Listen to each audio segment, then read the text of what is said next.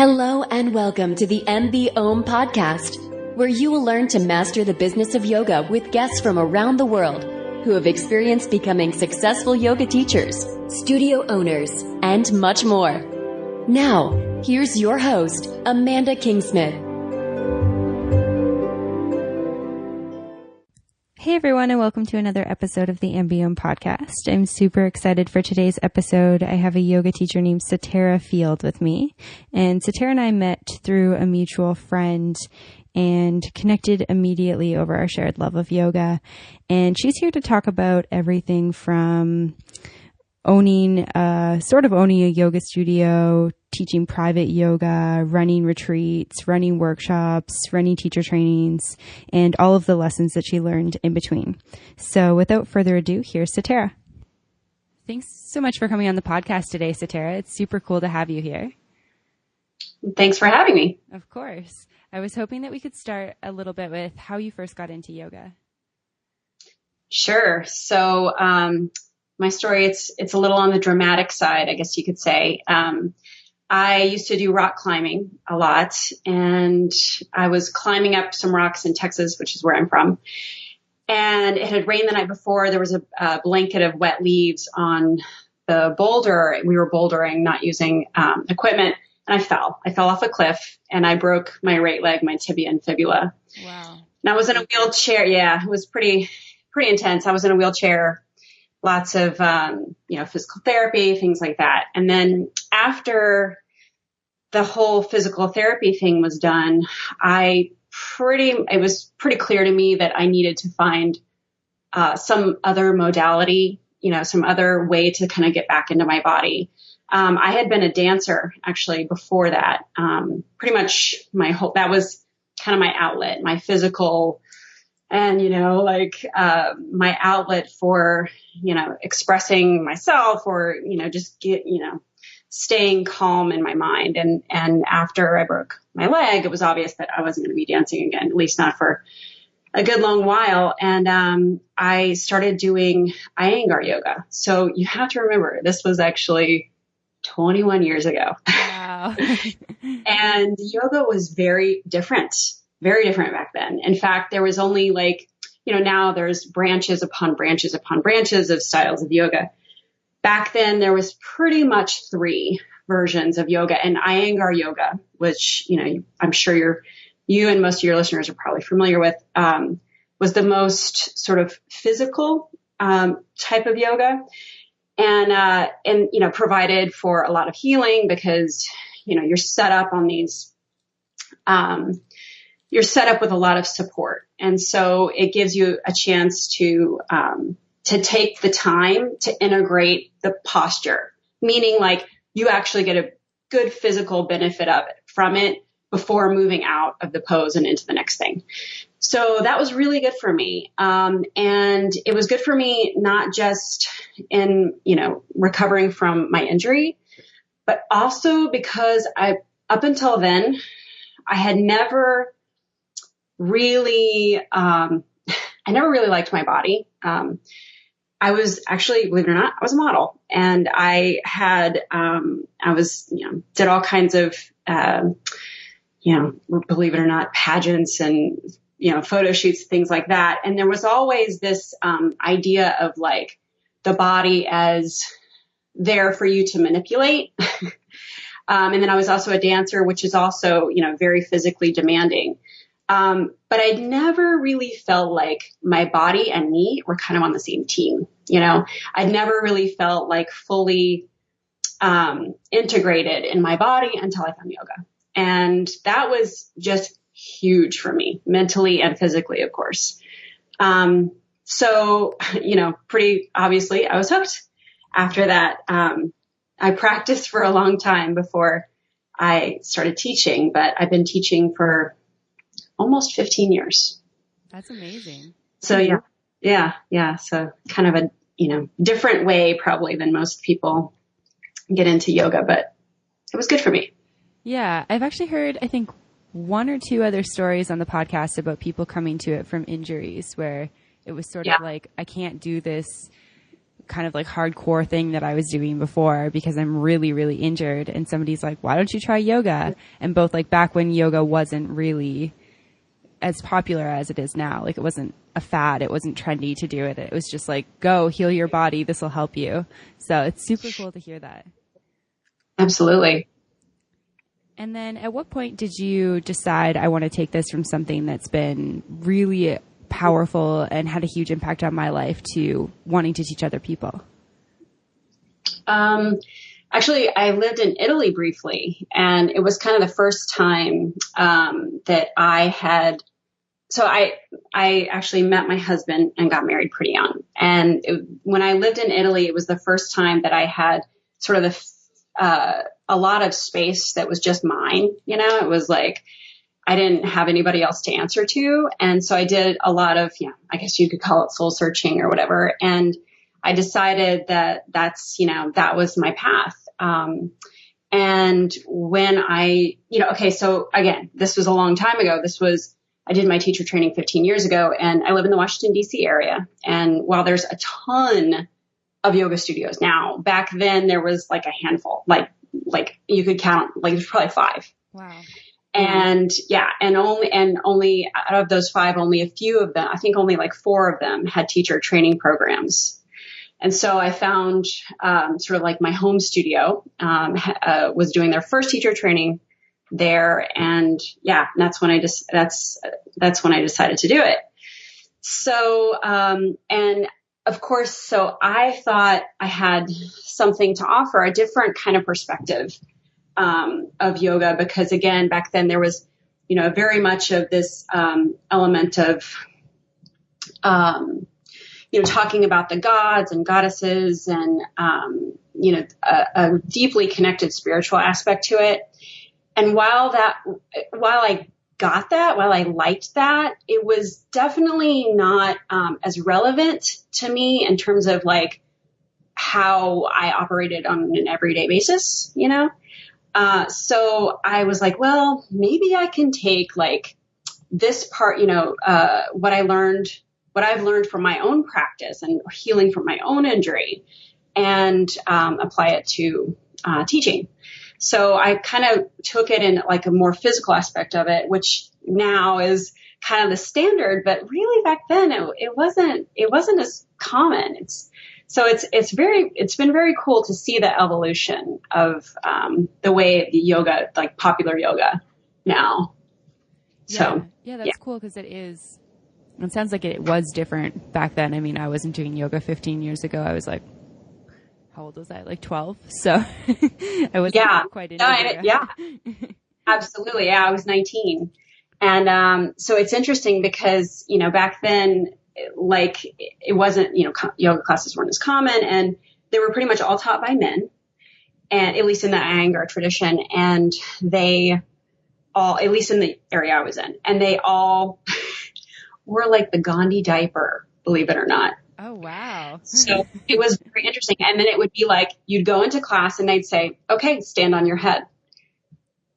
So now like you go to a practice and they like warm you up and they ease you into it, and they like introduce, like, there's a sequence of like how to get you into these more, rigorous poses, but that's not always been the case. And in fact, in India still, there's a lot of, classes that you go into and you walk in the door and they ask you to stand on your head. That's so crazy. So it is really neat, actually. It's been really cool, to sort of like be part of that, evolution just a little bit, Definitely.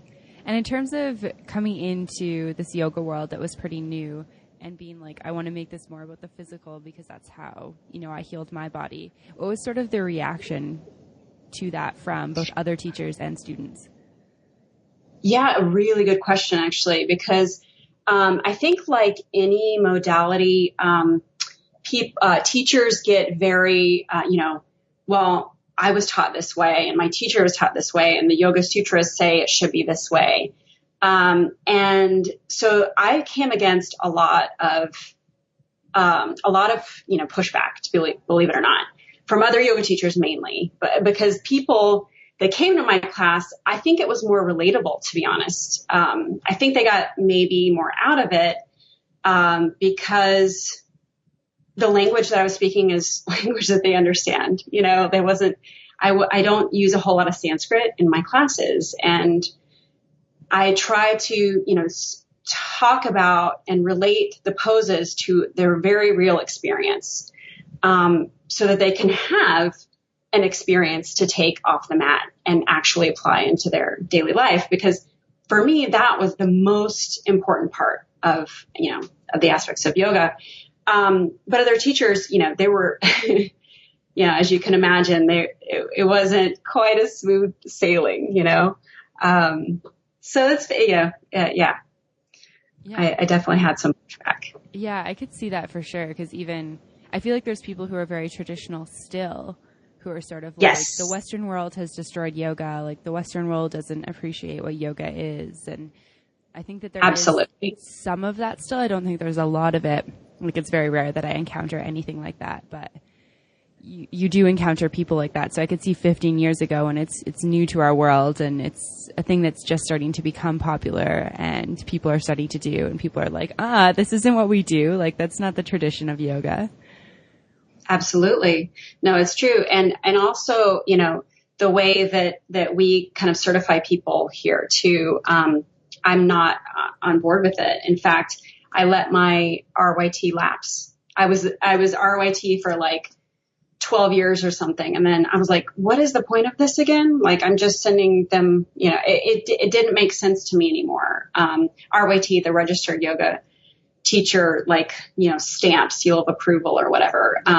Because exactly. And I actually have, you know, a couple friends that work there, so it's nothing against them. It's just, you know, I saw and I've seen, very, very qualified, quote unquote, teachers who go to, you know, numerous trainings and do so much studying. And that's so great. But unless you can put that into practice to actually sit down with another person and help them experience something in their body, it means nothing.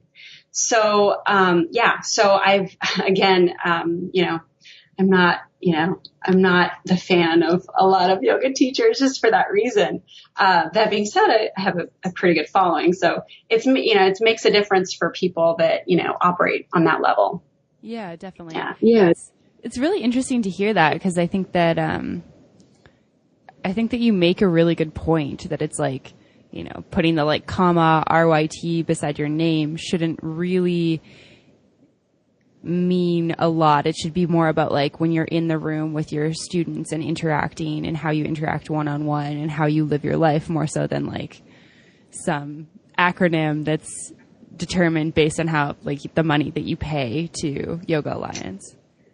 Absolutely. And I guess it would be one thing if maybe the standards were different, but they're really, thankfully, actually, there's so many different teacher trainings out there, and so many different perspectives. And so I think it's actually really hard for one organization to say, oh, you're qualified because you've done X, Y, and Z, when, you know, ABC over here is actually, you know, meeting the same qualifications, but it's from such a different angle that you almost can't quantify it. So I think it's, I don't think that RYT means anything, to be honest with you.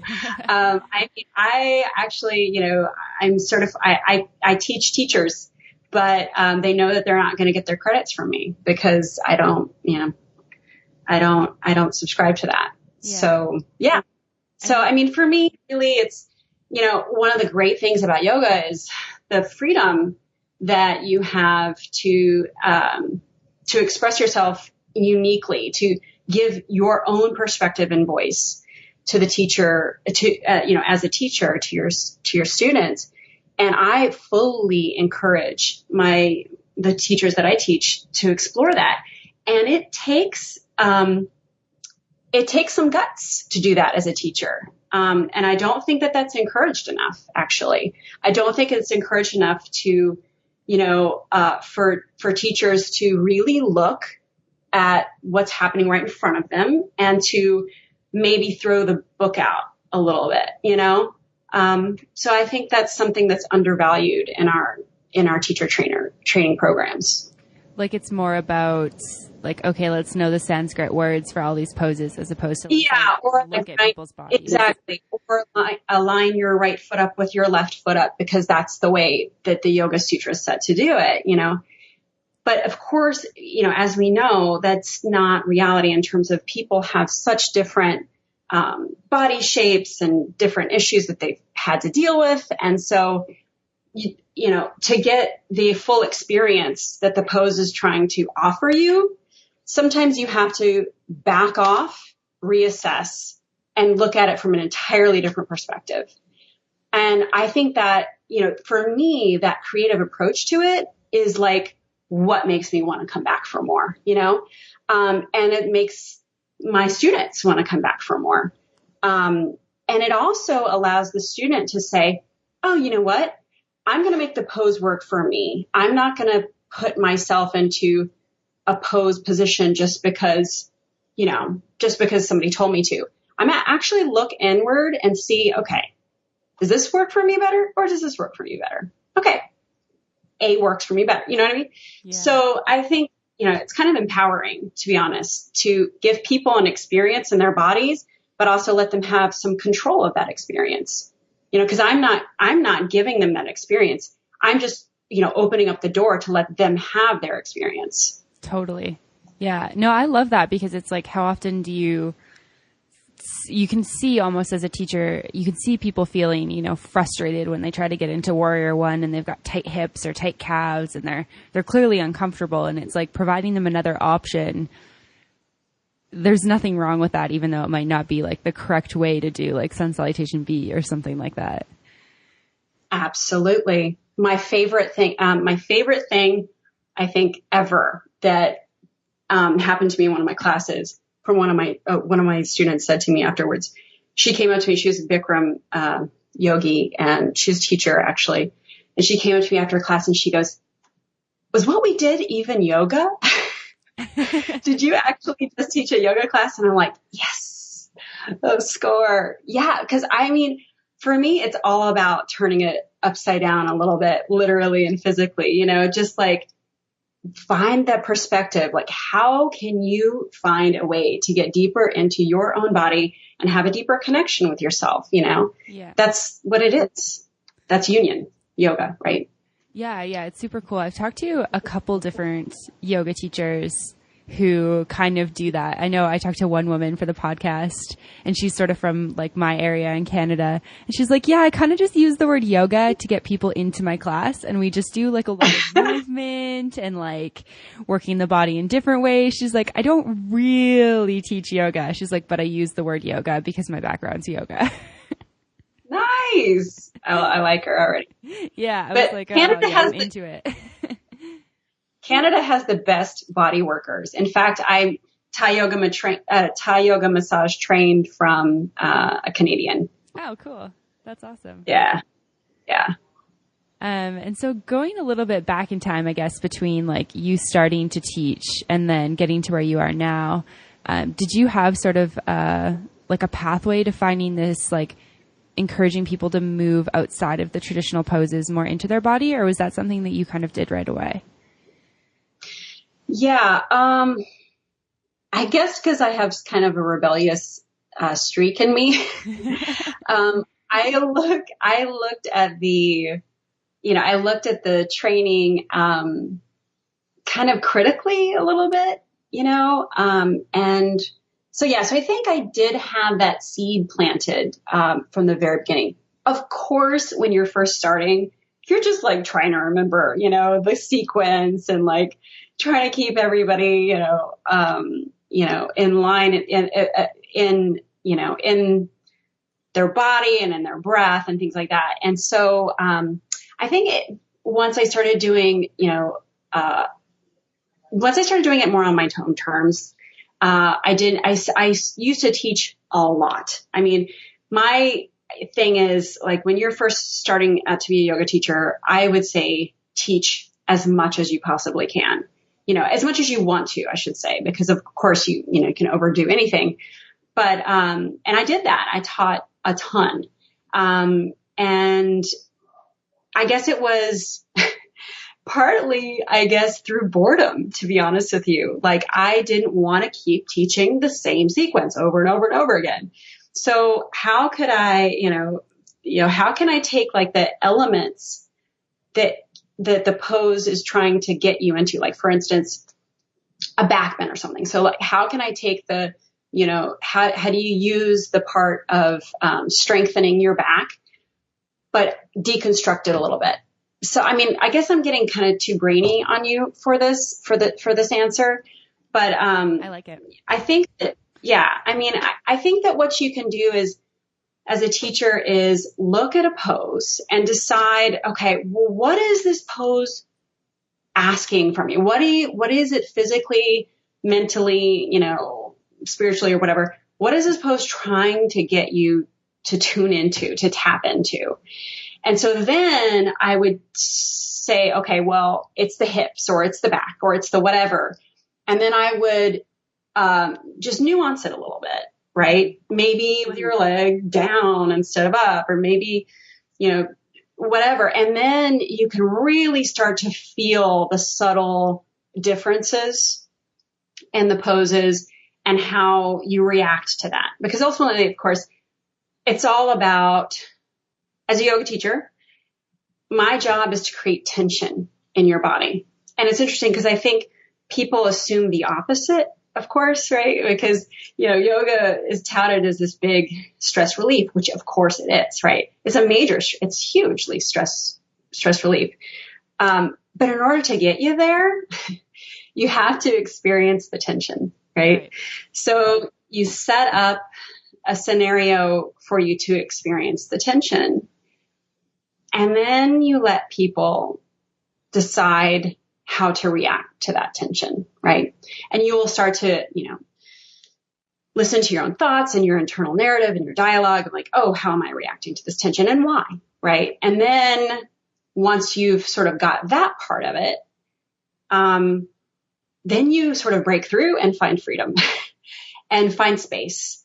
Because really it's all about creating space for breath and in your body and in your life, right? Because, I mean, don't we all need that? I mean, I definitely do, with 3 kids and a husband and everything else. Like I definitely do that. So yeah, so that's kind of for me the essence of, of it. Totally. I love that. I love the idea of like when you first said creating tension, I was like, wait, what? And then the way you explained it, it's like, yeah, that's exactly what you want to do. You want people to feel the places where they're tight and tense and become aware of it, and then encourage them to open and help them do that. So that's super cool. Absolutely. I am. And so going back to your sort of the progression of your career a little bit, did you started teaching in studios and you started teaching a lot. And then where did you go from there? So I did, corporate yoga. I taught actually in a men's prison for a little while. I did, I basically just opened myself up to teaching in whatever setting I possibly could. And I did, a lot of, free classes and, a lot of one-on-one stuff. I had a small studio out of my house briefly before I figured out how much work that was and how I am not a business-minded person. And so I decided, I want to still love yoga, and the business part of yoga was keeping me from loving teaching yoga. So I decided that wasn't for me. And then, really I guess ultimately, the part of my career that's at least been the best, financially speaking, is doing private yoga. So I do a lot of private yoga. In fact, right now I only teach 2 group classes a week. I do the majority of my work is one-on-one. And, it's been so incredibly rrewarding.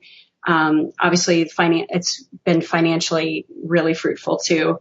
So that's where I'm at. And I also am doing, video. Actually, I've just completed a video, and, I'm doing retreat. I'm having a retreat in October. Actually, in conversation with doing a teacher training right now.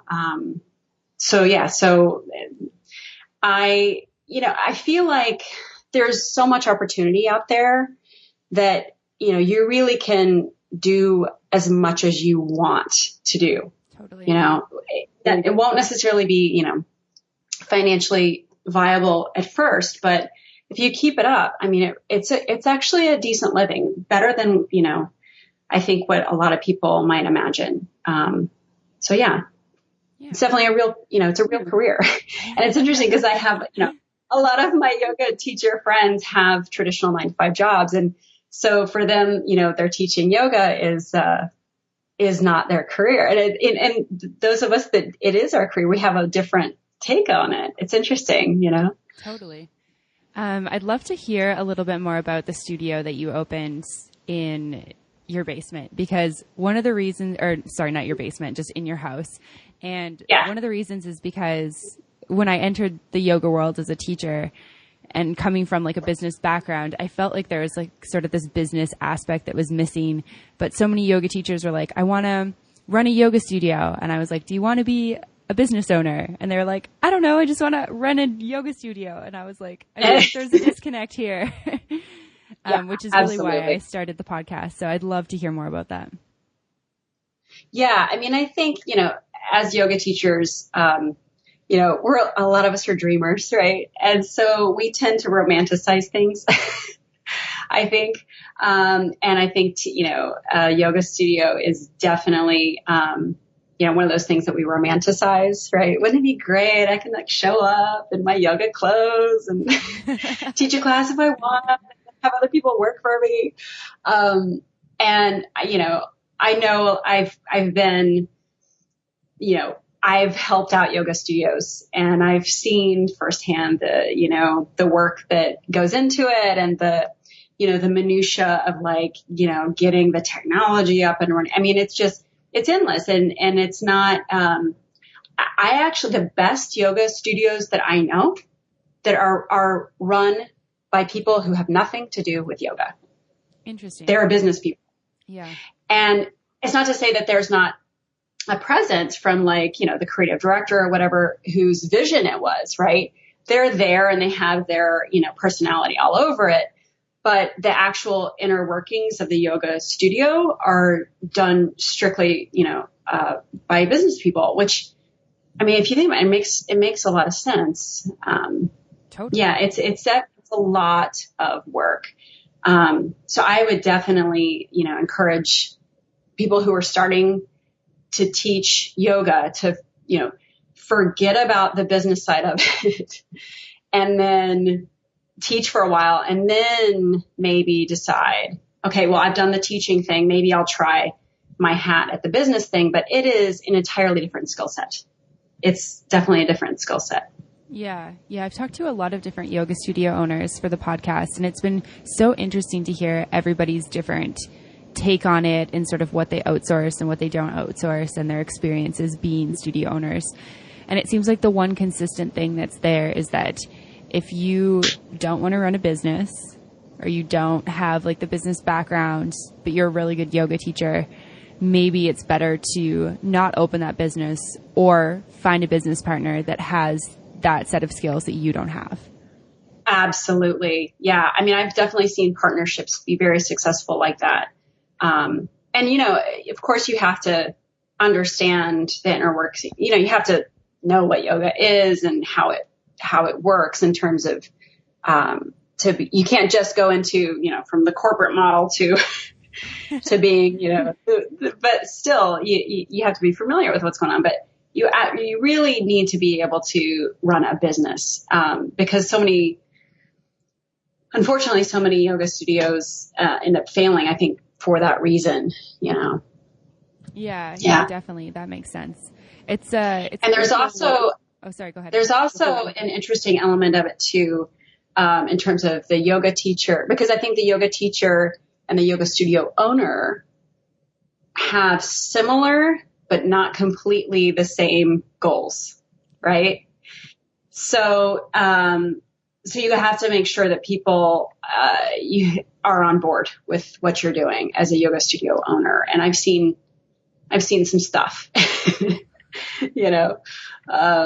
it's not uncommon, right? That there's, that the teachers who are the ones actually interacting with your clients on a daily basis are not completely on board with what you're doing at the yoga studio. And of course, you can imagine that provides a little, it's not the best thing for the business, right? So it's very tricky stuff. Yeah, definitely.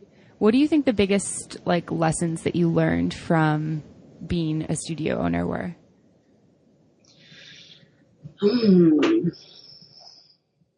Aside from the fact that I don't want to do it, the reason why I didn't want to do it was because of kind of what I just told you.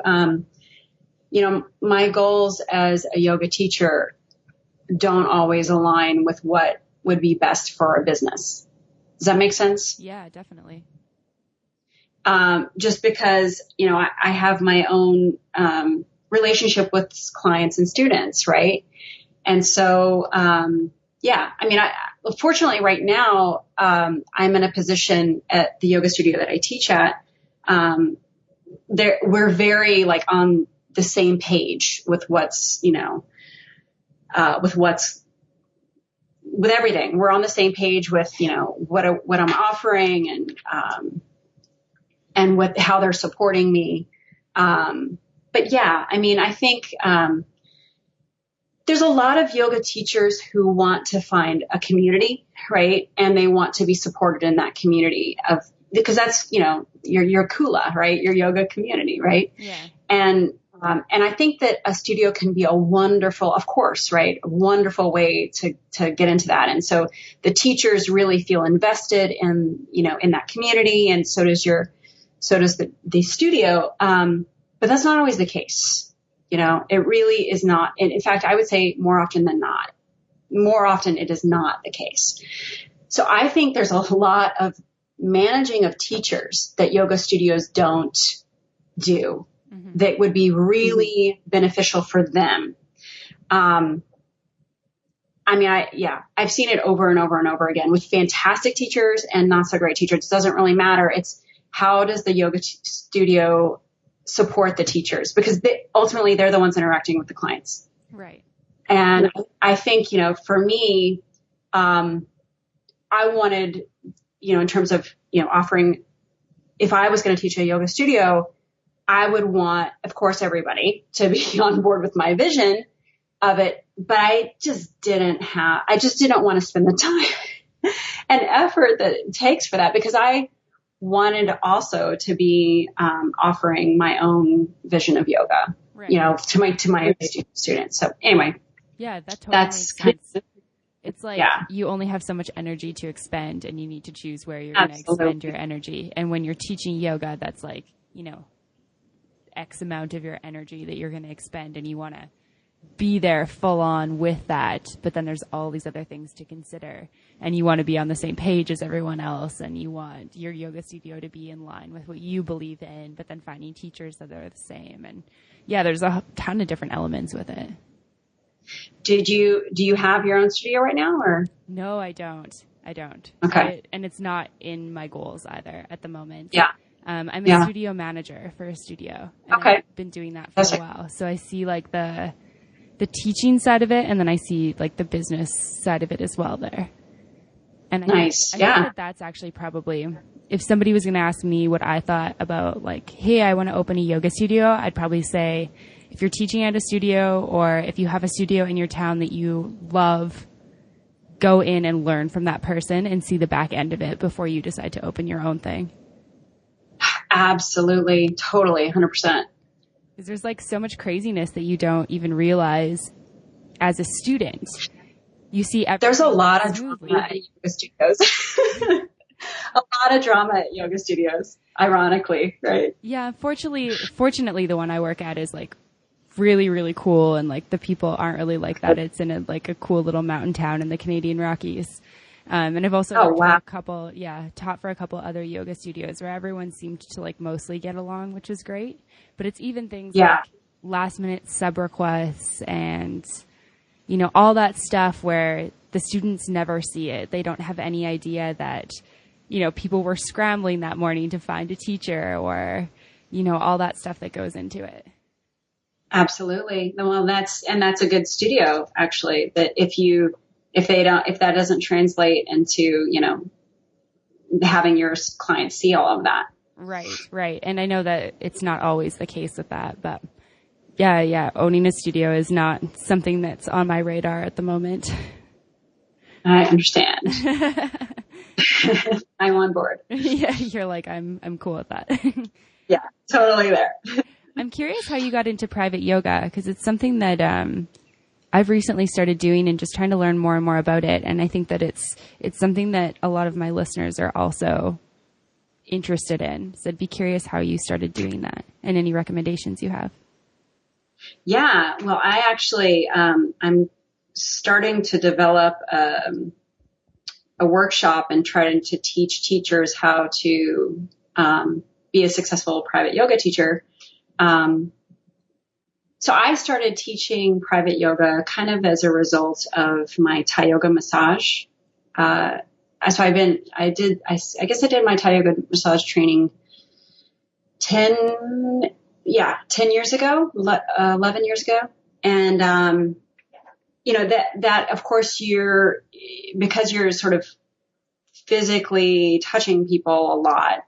I took a lot of the practice that I learned, the type of adjustments that I learned from my Thai yoga massage practice, and started doing that in my classes to people kind of one-on-one. And then after, but of course there's only so much you can do with that in a class, of like, have a class of like 20 people or whatever. You can only really give, a certain amount of adjustments. And then I was like, and then after that, people, they would just have such a profound experience from that. Like, oh, wow, I've never felt that. I never knew the pose was supposed to make me, have that experience.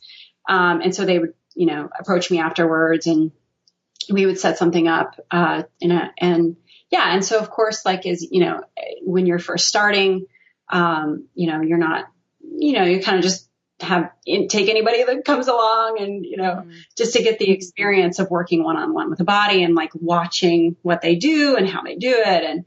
And then it turned into, of course, word of mouth for me pretty much only. And, I now have some very high level clients, and, kind of set the terms in terms of, what my schedule is and the fee and everything else. So it works out really well, in terms of, if you want to actually, make a living at this, I think that's the best path, unless you want to do a lot of travel, and do big workshops that way. And I do both, but I don't do much travel, but I do workshops pretty regularly. And those are really the money makers. But you have to keep, at least for me, I keep teaching the group classes. Well, one, it's a different energy entirely, right? Mm-hmm. To, lead a group class. It's really fun. But also, kind of keeps you exposed to new people, right? So I think, a lot of times what people who start doing private yoga do is they say, oh, well, I'm making so much more money teaching my private yoga, then I'm going to get rid of my group classes altogether. And I don't think that's a good idea, because eventually, things change and people's needs change, and somebody moves away, or somebody wants to stop taking private sessions with you. So you really have to keep yourself involved in the group classes, even though you're mainly, your main income is the private yoga. Yeah. And how do you so you teach your group classes and you meet new people. I guess my question is, how do you find new people to convert into private clients? Yeah, good question. So, me or one, because luckily, super fortunate right now in my career that I kind of do as much as I want. Like I have a big group network that I can just say, oh, I have an opening this week. Do you want it? Kind of a thing. Yeah. But of course that takes, I've been teaching for almost 15, or did I say 15 years? 14 years? Anyway, long time. Yeah. So how do you get there? Okay.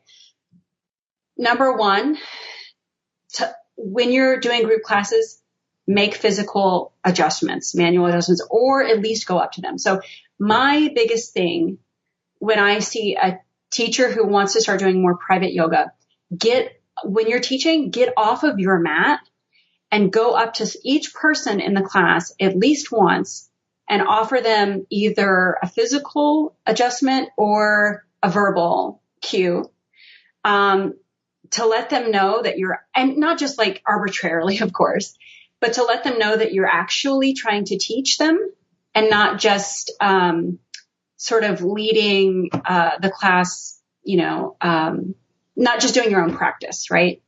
So, because I think and people have different styles, right? Some people and I go to some classes that it's really fun I watch them do their practice at the front of the class and I follow along, and that's really fun. But I get a lot more out of a teacher who will come up to me and offer me, again, she sees or he sees my body, from a different angle than I could. Right. And so having that perspective, I think, is huge. And having a teacher start to do that. So I think that's the number one thing. So start really paying attention to each person as an individual in your class. And then people will start to take notice of that. Okay. And then number two, just get the word out. Like even, if you have a website or if you have, if you have a big group of friends, just start teaching at a discount private yoga. And then they're going to refer their people to you if they like it. I mean, look, there's a lot to be said with social media and networking and things like that these days. But yoga, I think, is such a very like individual experience that you don't really get a whole lot of people who see your web page and just be like, well, I want to go to that person's yoga class, right? Word of mouth is huge in this business. I mean, that's where it's at.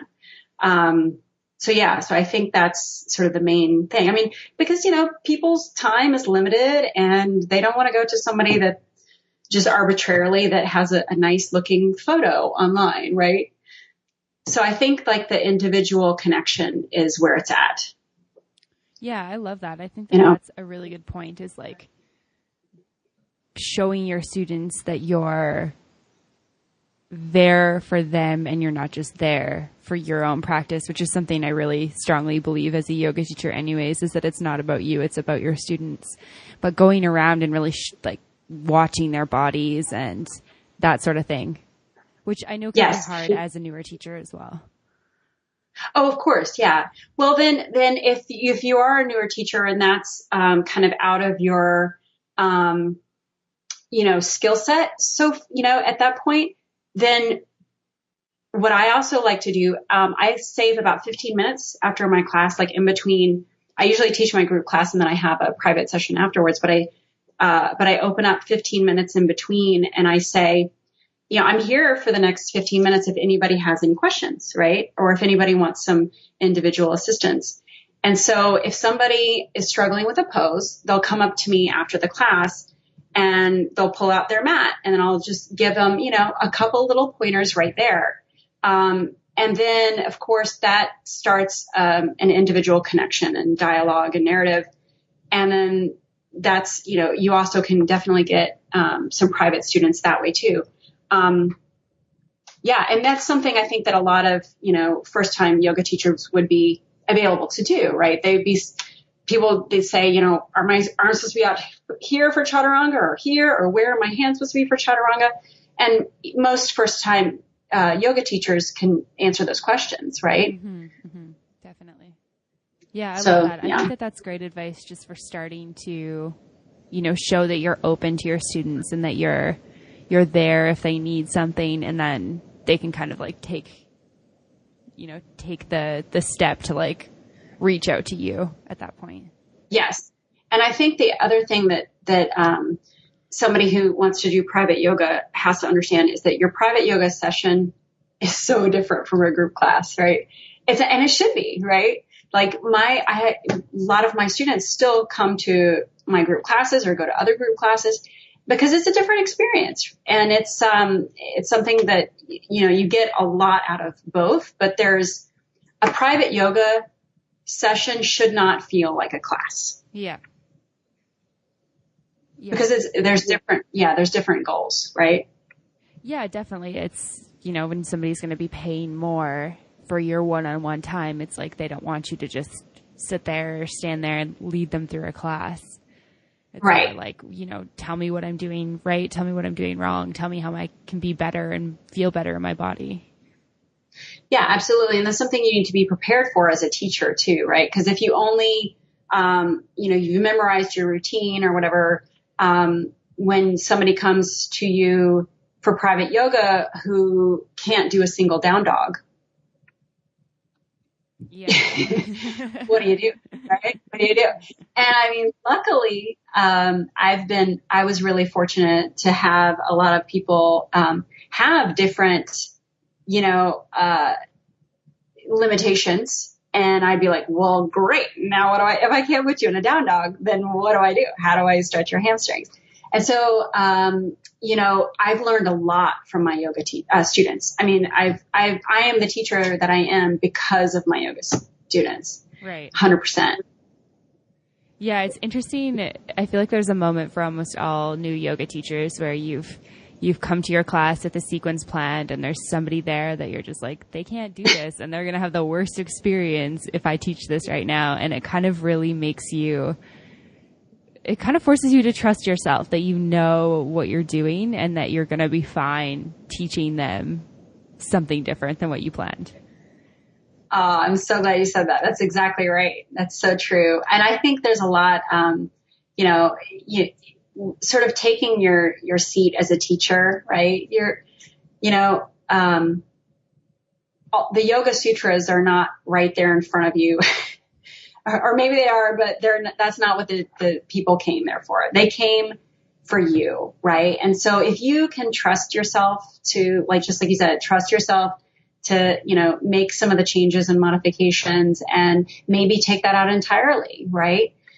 And see what comes up. Cause just by doing that, you just made space for another possibility, right? Totally, yeah. So being open to that possibility is what's so rewarding about teaching real people, right? I mean, the yoga teacher training, I think the reason why it doesn't prepare you for actually teaching is because you're not teaching real people. Yeah. You're teaching like-minded yogis, right? Who can do all these physically extreme situations in their body, right? And so then when you're done with that, then how in the world are you prepared to teach someone who sits at a desk all day? I mean, something, that I think people need to realize is that, we're training our bodies every day. Okay. So I'm not saying that we're of course, someone who is going to go into a marathon, they have this set, sequence of things that they're going to do to prepare for the marathon. That's not what I'm talking about. I'm talking about the body learns, it has its own memory, right? So if you are seated in a desk, whatever, 8 hours a day or whatever, you've trained your body to be really good at sitting in the desk. So then when you decide, okay, this is not good for me, I need to start doing some other physical activity, right? You have to realize that your body's been trained to be in that certain position for a long period of time. And so you got some undoing to do right there, right? So, so I think when people start to realize that their body's in training 24 hours a day, basically, then you start to make some other decisions and, some other possibilities, Totally. Yeah. I love that. And I know you said you listened to that episode with Taylor Harkness. And one of the things that he said that stuck with me the most is go out and run a 5K and then do yoga. And then you'll understand what the average person in your class is feeling in their body. Oh, I didn't hear that part. I like that. Oh yeah. Okay. Yeah. Well, that's a really good point. How do you actually say, of course, because you don't want to be injured, somebody who comes to your class, right? Totally. But at the same totally. time, yeah. But I have to tell you, life will do that to you no matter what. I mean, when you, start to get older or whatever, like you have stuff that comes out in your body that you're like, wait a minute, I've never had tightness in my hips before. What is happening? Oh, so this is what students experience, right? And so I think that, like, of course, having 3 kids and like having life happen to me has also made me a hugely better teacher. Yeah. Yeah, you can empathize a little bit more with what your students who don't spend like all day in yoga poses are going through in their body. Absolutely. And I have to say that people that I know who spend, and even me, there's always too much of a good thing, right? There's too much yoga is not a good thing. So it's truly about finding that balance, and it's definitely a lifetime work. Definitely. Yeah, I would agree with that. I'm curious, are there any other like business lessons that you've learned through your career as a yoga teacher that you want to share with the listeners? Yeah. I think I touched on it a little bit before. Teach as much as you possibly can. If you want to make this, of course, your livelihood and your career, teach in every kind of venue that you possibly can, from corporate to festivals to whatever. And I can't encourage it enough. Just get out there and do it. The one thing to keep in mind too, is that, when you're a full-time yoga teacher and that's your job, right? So we all need a break from our job every once in a while, right? Mm-hmm. So I spent a long time feeling guilty about, like, when I first started teaching, like, I just did not have the energy. I was not inspired about having my own practice, about having my own yoga practice. Like, I went through the phase where I was like, after I was done with work, I did not want anything to do with yoga, right? And I just wanted to, completely, do something different. And, for a while I thought, well, does this mean that yoga is not right for me, or that teaching is not right for me? No, all it means is, okay, for instance, if, somebody who's an Olympic trained swimmer, right? They get up at 4 a.m. and walk outside in the dark and the cold and then jump in a cold pool, right? That part of it, of getting to their love, they hate that part, right? It's not pleasant, right?